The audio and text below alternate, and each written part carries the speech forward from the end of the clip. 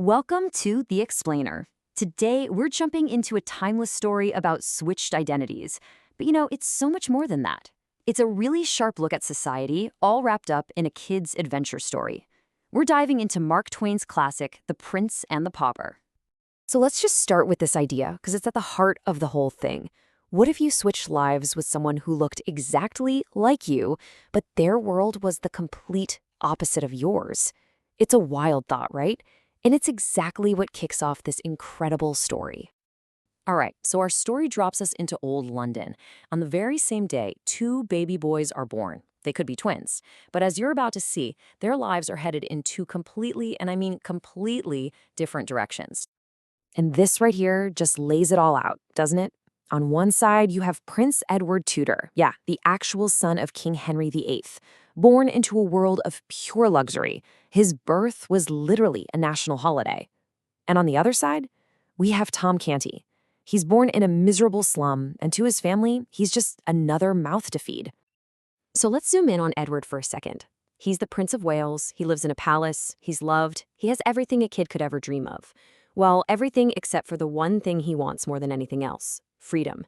The freedom to just be a normal kid, run around in the mud, and play in the streets. He's basically a prince trapped in a golden cage. And then you've got the complete opposite with Tom Canty. He lives in rags, his own father forces him to go out and beg. His own escape, his only bit of happiness, comes from a kind priest who teaches him to read and tells him stories about kings and princes. So you see the irony here. Edward dreams of the streets, and Tom dreams of the palace. It's that classic grass is always greener situation. Okay, so this is where it all goes down. The moment where these two totally different worlds smash into each other. It's just a chance meeting, but it kicks off a chain reaction that is going to change both of their lives forever.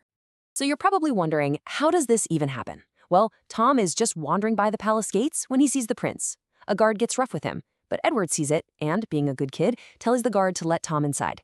And then they see each other, and they are stunned. They look identical. So, just for a laugh, a little bit of fun, they decide to swap clothes. And with that one simple, playful act, everything changes. And just like that, Edward, now dressed in Tom's filthy rags, gets mistaken for the pauper boy and, boom, he's thrown out of his own palace.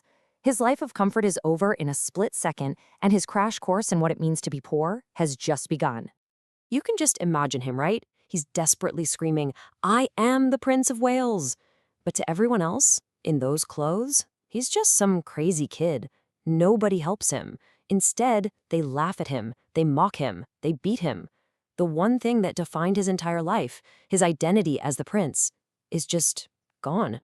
So for the first time ever, this sheltered prince is facing things like real hunger, real injustice, real cruelty. He's wandering the streets, running into thieves, and even has to deal with Tom's awful, abusive father. The only good thing that happens is he meets a soldier, a guy named Miles Hendon. Now, Hendon thinks the kid is totally nuts, but he feels sorry for him and decides to become his protector. Meanwhile, while Edward is out there literally fighting to survive, what's happening back at the palace with Tom? Well, he's basically living his dream, or so you'd think. The reality is he's trapped, and he is completely drowning in the bizarre rules and ceremonies of being royal. I mean, the poor kid is terrified, absolutely terrified. Every single second, he thinks he's going to get found out. He doesn't know which fork to use. He doesn't know how to act. His behavior is so strange that everyone in the royal court just decides the prince must have gone insane. And just when you think things can't get any crazier for Tom, they do. The king, Henry VIII, dies. So now Tom isn't just pretending to be a prince anymore. Oh no, he's about to be crowned the King of England. The pressure is unbelievable as the coronation, the biggest royal event of all, gets closer and closer. All right, so this is it, the big moment. We've got a prince on the streets and a pauper about to get a crown put on his head. How on earth does this get fixed? Let's see how the truth finally comes out. So picture this. It's the coronation ceremony. Everything is happening. And then the real Edward bursts in, yelling that he's the true heir. To prove it, they ask him where the missing Great Seal of England is.